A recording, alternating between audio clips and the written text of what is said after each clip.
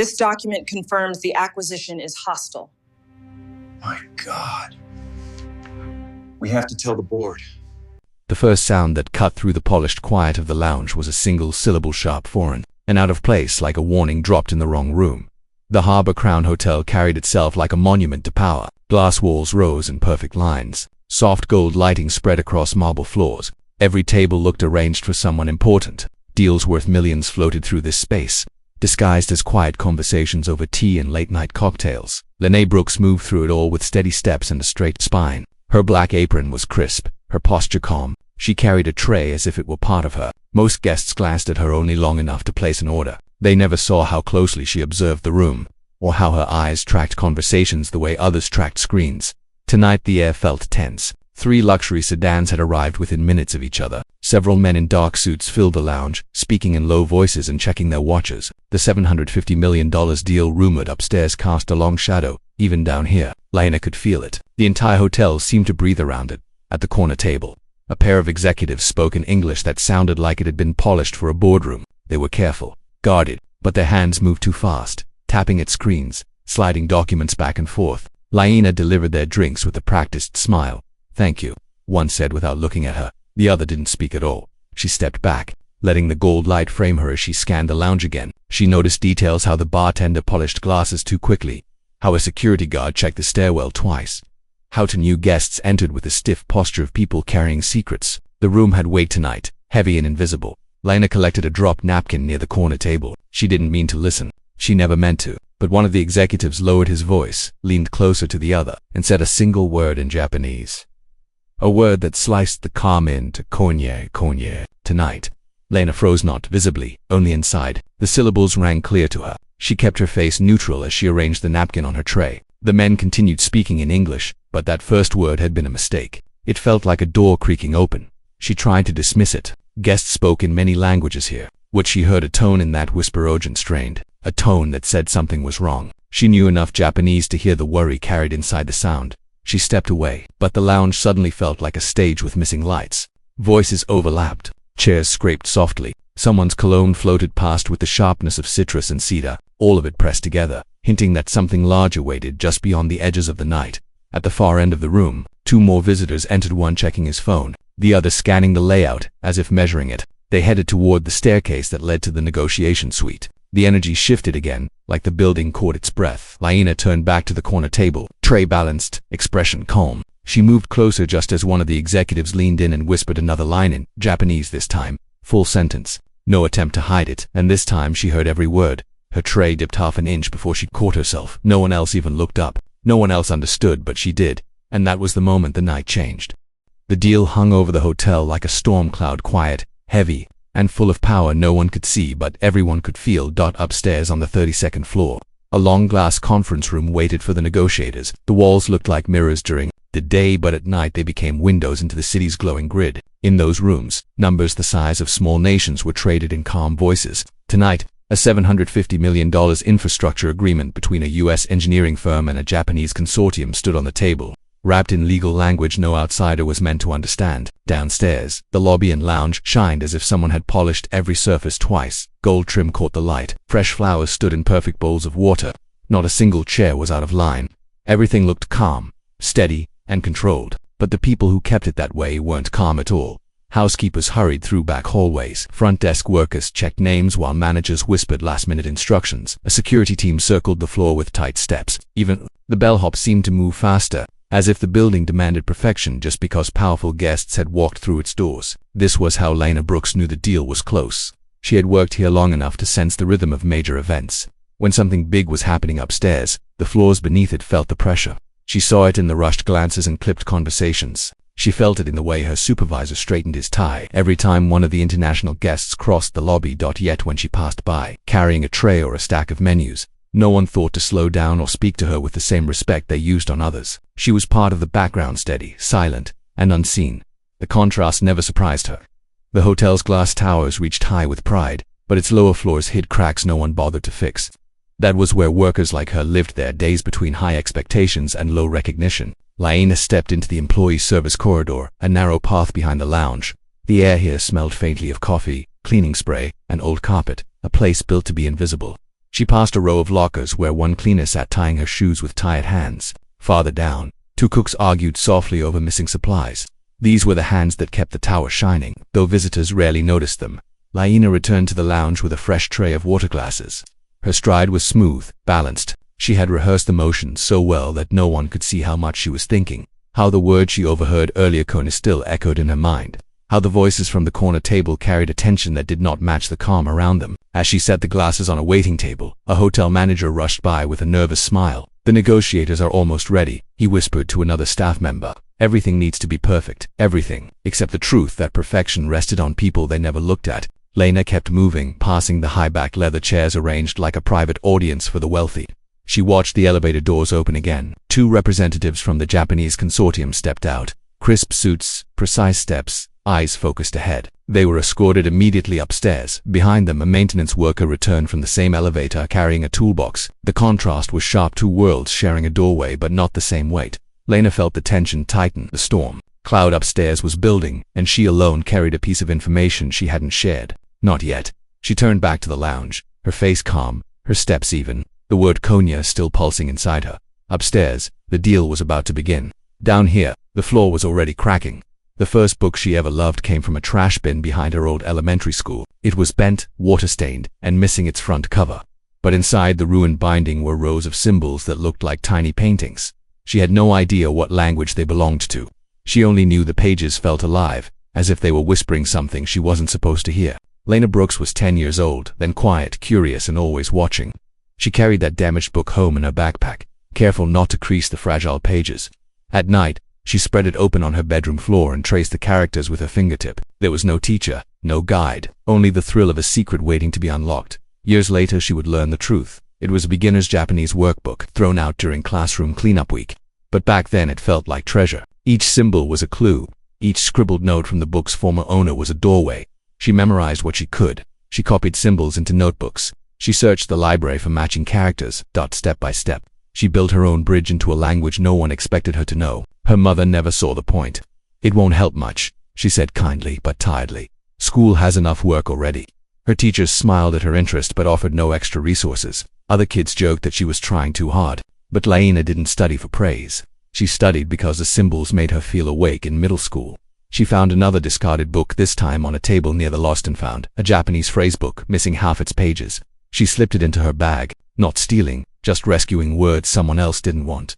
By high school, she could read simple sentences, not perfectly, but well enough to understand the edges of meaning.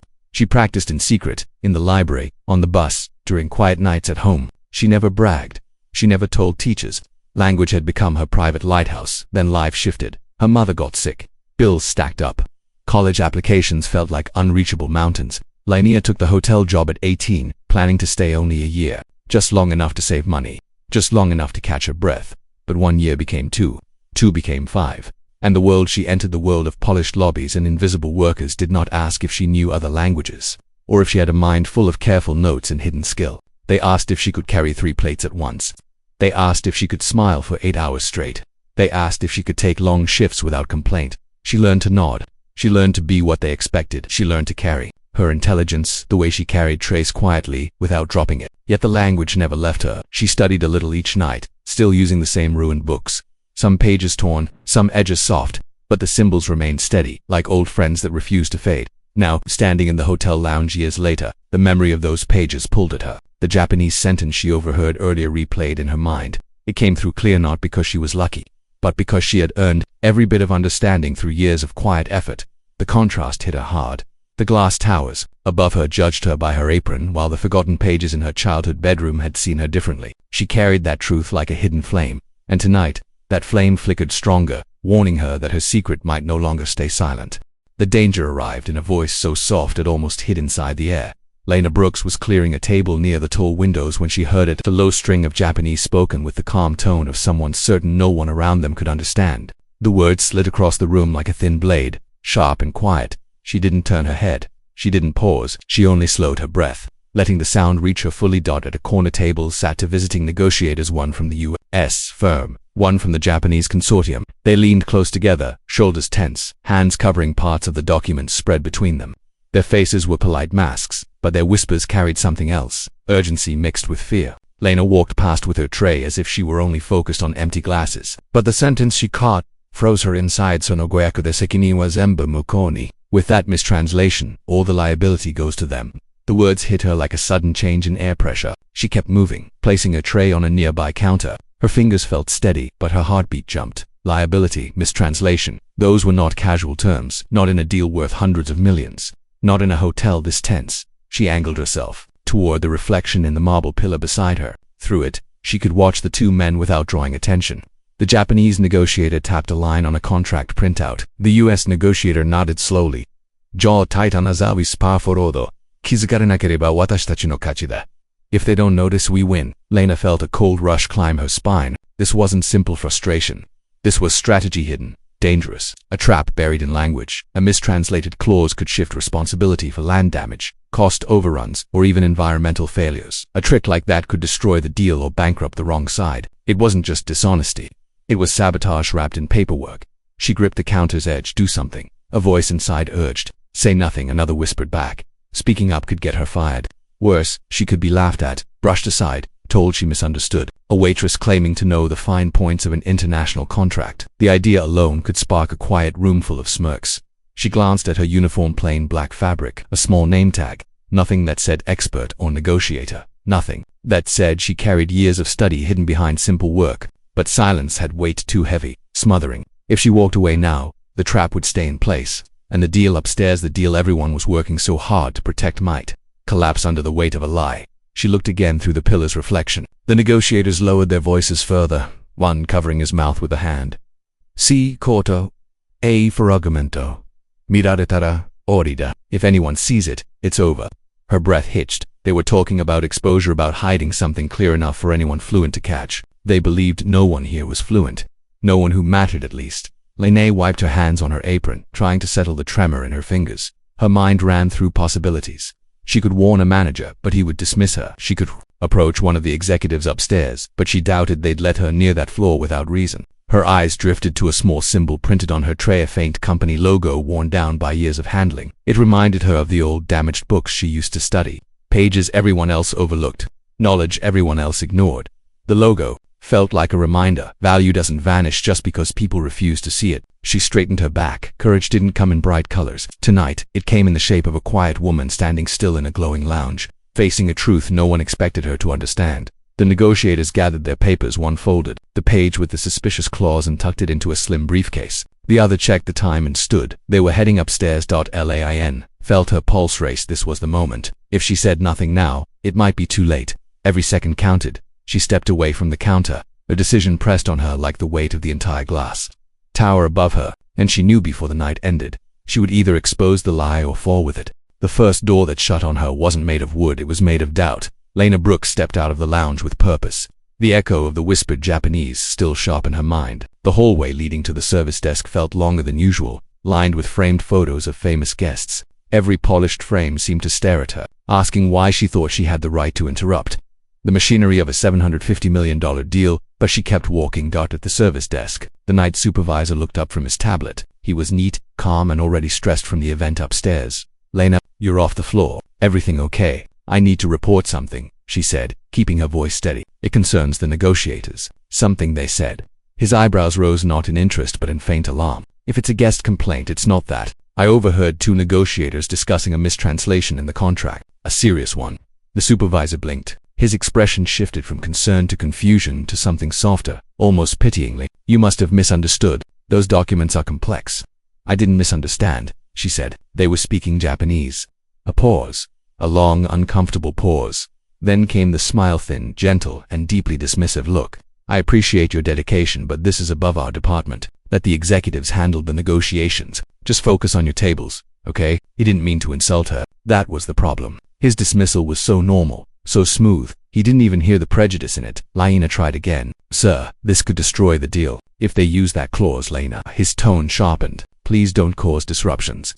She stepped back. The supervisor returned to his tablet, already moving on. A second door shut, this one inside her chest. Still, she refused to stop. She walked toward the elevator bank where an assistant from the US firm stood checking her phone. The woman wore a sharp blazer, hair pinned tight, posture crisp. Excuse me, Lena said. I need to speak with someone from your team. It's urgent. The assistant didn't look up. Staff issues go to hotel management. It's not a staff issue, Lina said. It's about the contract. A translation problem. Now the assistant looked up only to scan Lina's uniform, then her name tag, then her face. A quick, assessing sweep. Who told you that? The assistant asked. No one. I overheard it myself. In Japanese. The woman's tone sharpened with disbelief. Yes. Another pause. Another invisible judgment. Well, the assistant said, even if that were true, we can't pull random hotel staff into a legal matter. Please return to your station. The words landed like a slap, not loud, but stinging. Random hotel staff. A category. A box, thought the assistant added, and don't repeat things you don't fully understand. It could create confusion. Lina felt a heat rise in her throat. I do understand. But the elevator doors opened, and the assistant stepped inside without another word. Lainey stood alone in the hallway, her reflection caught in the black elevator glass. A uniformed worker in a building of power. Someone the system trusted to carry plates but not in sight. Someone expected to stay silent, even when she carried knowledge that could protect the very people ignoring her. She pressed her palms together, breathing in slowly. The old fear tried to return, the fear of being laughed at, corrected, dismissed. The fear that her years of study didn't matter because they came without a degree, a certificate, a title, but another memory rose beside it. A 10-year-old girl tracing symbols from a discarded book, determined to learn even when no one cheered for her. Worth didn't come from permission. Worth came from truth. Lina turned toward the elevator, the one that led to the 32nd floor, where the deal sat looking perfect and safe. She made her choice. If no one would listen from a distance, she would speak where they had to hear her, no matter the risk. She would go upstairs. The elevator doors opened with a soft chime, but to Lina it sounded like a warning bell. The 32nd floor greeted her with a hush so deep it felt like stepping into a sealed chamber. Deals worth hundreds of millions were decided here, and the air carried that weight, thick, controlled, expectant. A security officer walked beside her, not rough but firm, the way someone escorts a person who doesn't quite belong. Lina kept her head high. Every step reminded her of the quiet courage she carried from the lobby to this glass tower. Ahead stood the boardroom, tall glass walls, long table, polished floors that reflected light like water. Through the glass, she could see both teams, US executives on one side, Japanese executives on the other. Their faces were tight with concentration. Papers, tablets, and translation headsets dotted the table like careful markers in a high-stakes game. Inside, the lead negotiator for the US firm, a silver-haired man with tired eyes, looked up as she approached. Who is this? He asked. The security officer answered before she could. Sir, she insisted, she has urgent information about the contract. Said she overheard something in Japanese. A low ripple passed through the room, surprise mixed with skepticism. The US negotiator frowned. In Japanese, Lina stepped forward. Yes, sir. The Japanese team exchanged quiet glances. Their interpreter looked puzzled. The room had already judged her, and she could feel the verdict forming. Miss, the negotiator said, searching for her name tag. Brooks, you're a waitress, correct? Yes, his tone dipped toward polite disbelief. And you understand Japanese at a level relevant to this deal. She didn't flinch. I do a small pause, controlled, but heavy. The Japanese lead negotiator leaned back slightly, studying her with more curiosity than dismissal. His voice was calm. May I ask where you learned the language? Lina breathed in. She kept her answer simple. I taught myself. The silence that followed held its own temperature, cool, doubting, sharp. The US negotiator sighed. Miss Brooks, the terms we're discussing involve complex legal phrasing. Even basic fluency can be misleading in this context. We can't disrupt the negotiation without reason. She met his eyes. I have a reason. She turned to the Japanese team. Slowly, clearly, she repeated the first phrase she had overheard in the lounge. The syllables cut through the stillness. Sono goyaku de sekini wa zenbu mukou ni. With that mistranslation, all the liability goes to them. The interpreter's head snapped up. The Japanese negotiators stiffened almost in unison. The air changed instantly. The US negotiator's expression hardened, not against her, but against something much larger. What did she say? He demanded. The interpreter swallowed. She translated it correctly. A wave of tension moved through the room. Papers shifted. Someone exhaled sharply. The truth had entered, and it changed the shape of everything. Lina continued, repeating the second line. Kizukarenakereba watashitachi no kachi da. If they don't notice, we win. This time the reaction was sharper. One member of the Japanese team shot a look at a colleague, quick, defensive, revealing. Another tried to hide a document under his folder. The US negotiator leaned forward. Is this accurate? The interpreter nodded slowly. Yes, completely.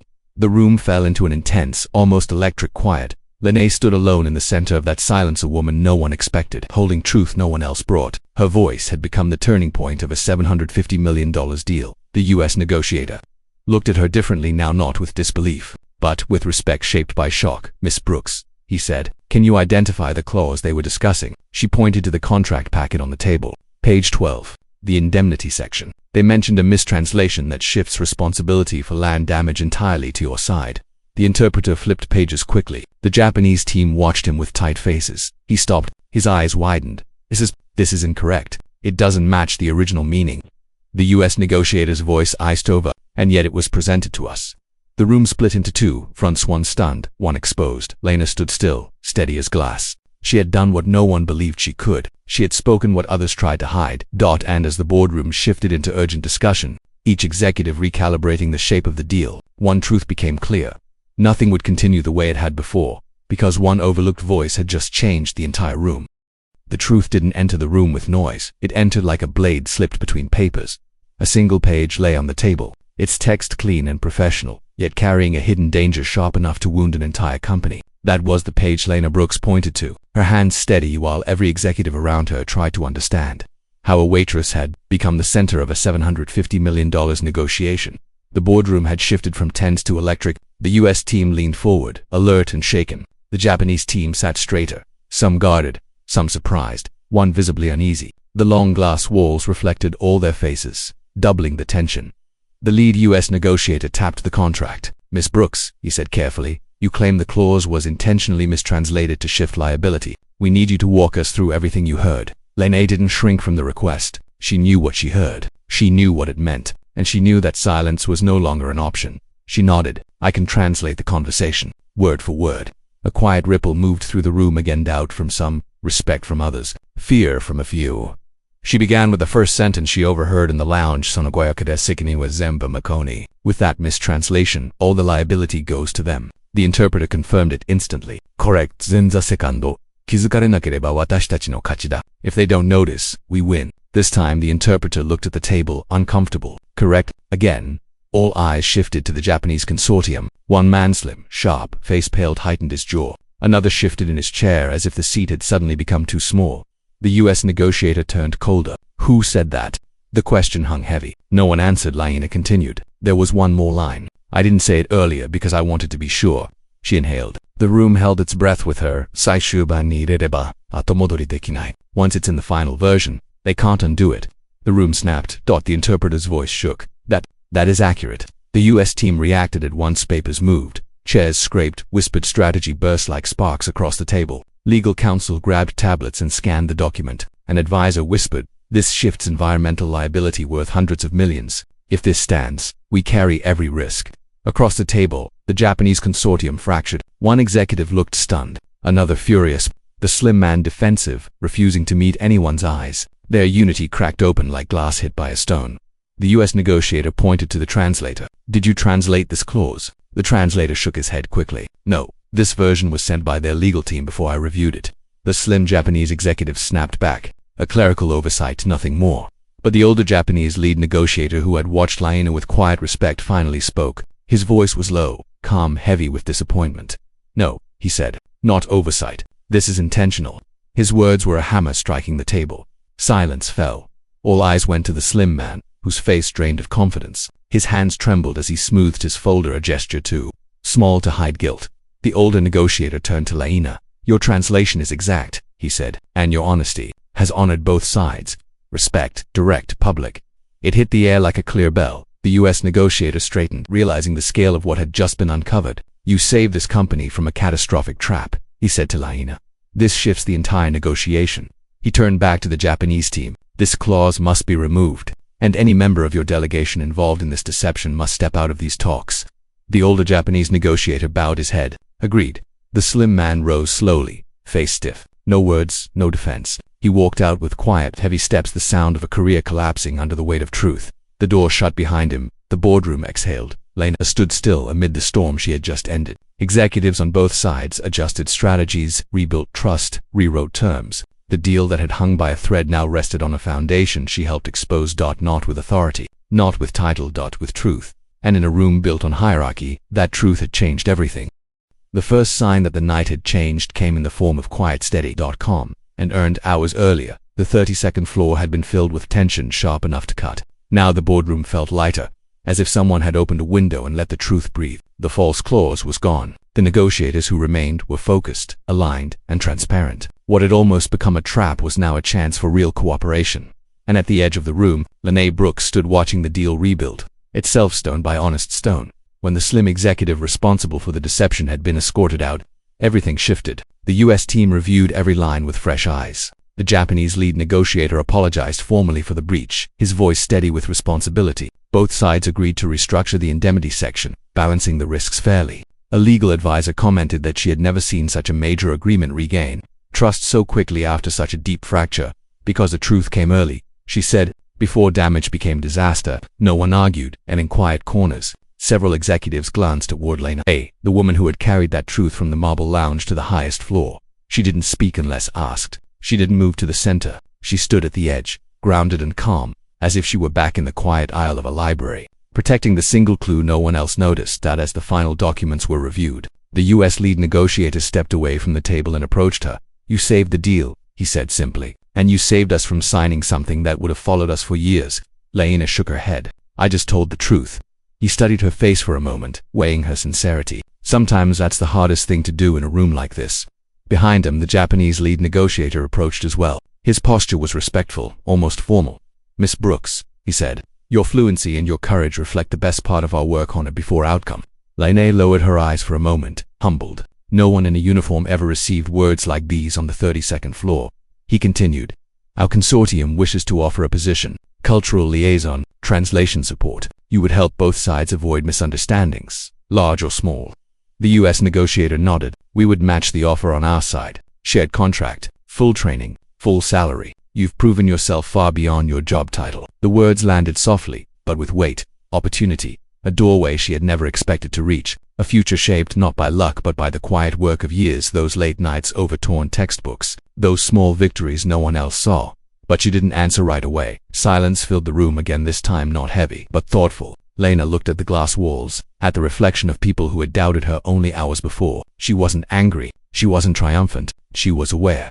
Aware of how quickly people judged, aware of how invisible talent could remain until crisis forced it into the light, aware of how many others across the building carried skills no one bothered to ask about. Her voice was quiet when she finally spoke. "I appreciate the offer," she said, "truly, but what matters most isn't the job. It's what tonight proved." Both negotiators listened closely. It proved that talent doesn't disappear just because someone can't see it, and it proved that anyone can change the course of something big when the truth is at stake. Her words settled over the room like a final verdict, strong and unbroken.